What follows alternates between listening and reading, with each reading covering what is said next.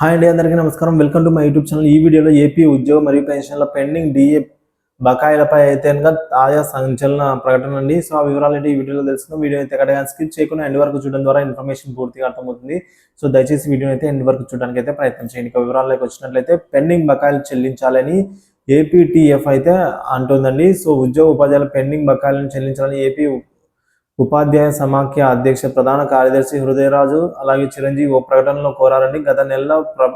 గత నెలలో ప్రభుత్వ ప్రధాన కార్యదర్శి జవహర్ రెడ్డి అధ్యక్షతన జరిగిన జాయింట్ సాఫ్ట్ కౌన్సిల్ సమావేశంలో మార్చి నెలకు సంబంధించిన పిఎఫ్ అలాగే ఏపీజీఎల్ఐ డిఏ అర్జిత సెలవుల బకాయిలు మొత్తం కలిపి 5,500 కోట్లు ఇస్తామని చెప్పారు.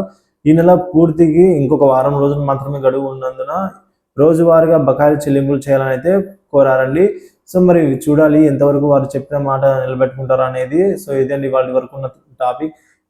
ఈ ఇన్ఫర్మేషన్ మీద మీ అభిప్రాయాన్ని అయితే కామెంట్ ద్వారా తెలియజేస్తారని అయితే ఆశిస్తూ ఈ వీడియోని అయితే లైక్ చేయండి, షేర్ చేయండి. మన ఛానల్ తప్పకుండా సబ్స్క్రైబ్ చేసుకుని అప్డేట్స్ ఫాలో అవుతుండండి. Thank you for watching this video.